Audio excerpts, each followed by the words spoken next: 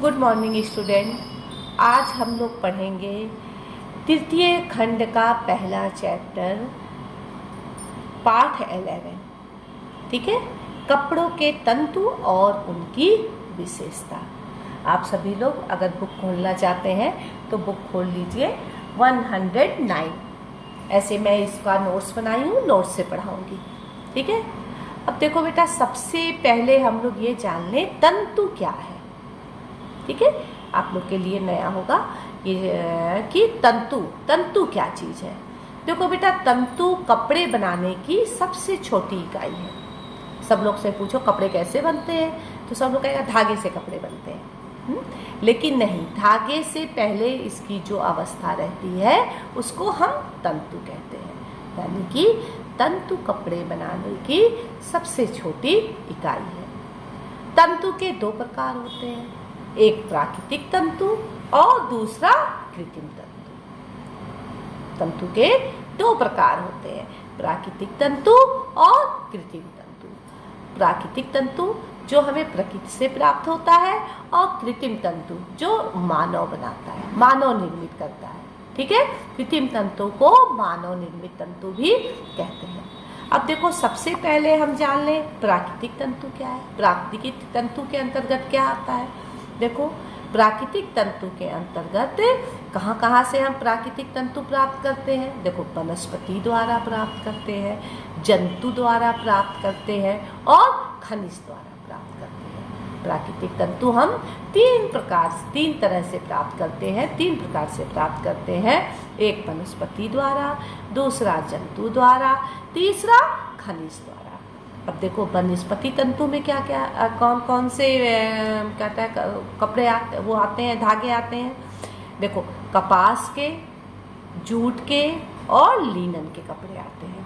वनस्पति तंतु से कपास के यानी कि सूती कपड़े आते हैं, जूट के कपड़े आते हैं और लीनन के कपड़े आते हैं। जंतु तंतु क्या होता है। जंतु तंतु मतलब होता है जो जानवरों से प्राप्त होता है। वनस्पति तंतु किससे प्राप्त होता है। देखो, कपास के पेड़ से प्राप्त होता है। कपास के पेड़ में जो बिनौले होते हैं उनको तोड़ लिया जाता है, उनको सुखा करके उसमें फोड़ा जाता है तो उसमें से रुई निकलती है। फिर उस रुई से क्या करते हैं, हम धागे बनाते हैं, सूत बनाते हैं। तो जूट का जो पेड़ होता है, जूट जो होता है, ये हम बांस के पेड़ की लुगदी जो जड़ होती है उसको पटक पटक के उसकी लुगदी बनाते हैं, फिर उससे हम धागे बनाते हैं। तो इस तरह से हम देखे हैं कि वनस्पति तंतु 3 तरह के उससे हम प्राप्त कर सकते हैं, कपास, जूट और लीनन। अब देखो, जंतु तंतु मतलब जो जानवरों से प्राप्त किया जाता है। अब जानवरों से हम कौन कौन से जानवर से तंतु प्राप्त करते हैं। भेड़ से, बकरी से और रेशम के कीड़े से। भेड़ और बकरी के जो बाल होते हैं उसको हम इकट्ठा करके ऊनी कपड़े बनाते हैं। और रेशम के कीड़े जो कैसे हम करते हैं, उससे हम रेशमी वस्त्र बनाते हैं। सहतूत के पेड़ पे रेशम के कीड़े को पालते हैं और उसके जो लावे होता है उससे हम रेशमी वस्त्र बनाते हैं। तो प्राकृतिक तंतु जो है हम जंतु तंतु जो है हम बकरी, भेड़ और रेशम के कीड़े से प्राप्त करते हैं। ठीक है, उससे हम ऊनी वस्त्र बनाते हैं और रेशमी वस्त्र बनाते हैं। अब देखो, खनिज तंतु। अब तुम कहोगे खनिज तंतु क्या है भाई, ये सोना चांदी और वो क्या होता है, खनिज तंतु कैसे होते हैं। तो देखो, खनिज तंतु का मतलब ये सोना, चांदी, जरी और एस्पेरास्ट के जो होते हैं वस्त्र होते हैं। ये पहले के ज़माने में देखो, बनारसी साड़ियों में चांदियों के वर्क होते थे, सोनों के वर्क होते थे और क्या मतलब उसको ही जो जरी के काम होते हैं वो जो है खनिज तंतु के अंतर्गत आते हैं। एक आता है एस्बेस्टॉस। हाँ, ये क्या होता है, ये कपड़े ऐसे होते हैं जो व्यक्ति जो है आग बुझाने का काम करता है, वो व्यक्ति जो है ये कपड़े पहनते हैं। ठीक है, अब ये हो गया तुम्हारे प्राकृतिक तंतु। तो क्या हम पढ़े, प्राकृतिक तंतु को हम 3 भागों में बांटे हैं, 3 तरह से प्राप्त करते हैं, वनस्पति द्वारा, जंतु द्वारा और खनिज द्वारा। वनस्पति द्वारा कपास, लिनन, जूट आया, जंतु तंतु द्वारा आ गए ऊनी वस्त्र और रेशमी वस्त्र, खनिज तंतु में आ गए जरी के वस्त्र और एस्बेस्टॉस के वस्त्र। अब देखो कृत्रिम तंतु, कृत्रिम तंतु जिसको मानव ने बनाया है, मानव निर्मित तंतु।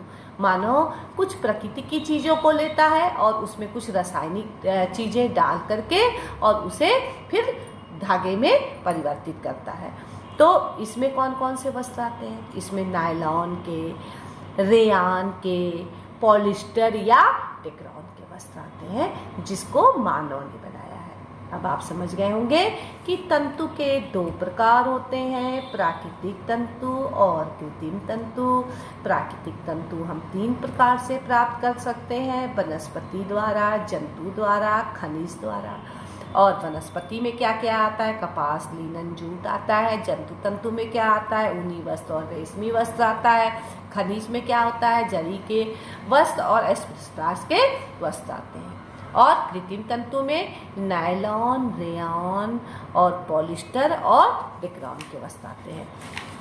अब देखो बेटा, इसमें हमने तुम लोग के नोट्स में ये बुक छूने की कोई जरूरत नहीं है, ये सारा हमने तुम लोग को अक्सर पूछता है कि प्राकृतिक तंतु के या क्या कहें सूती वस्त्र की विशेषता बताइए, वनस्पति तंतु की विशेषता बताइए, जंतु तंतु की विशेषता बताइए, खनिज तंतु के। तो ये हमने प्राकृतिक तंतु के सारे अंतर विशेषता और वो क्या है, ये कृत्रिम तंतु उसके सारे हमने लिख दिए हैं यहाँ पे। ये आप इसको अपने कॉपी पे उतार लेना और इसको पढ़ लेना है। और ये देखो, ये हमने इसके अति लघु क्वेश्चन भी कर दिए हैं, ये सारे तुम क्या करना है अपने कॉपी पे उतार लेना। इसका तुमको विस्तृत क्वेश्चन क्या करना है, यही तुम पढ़ लोगे।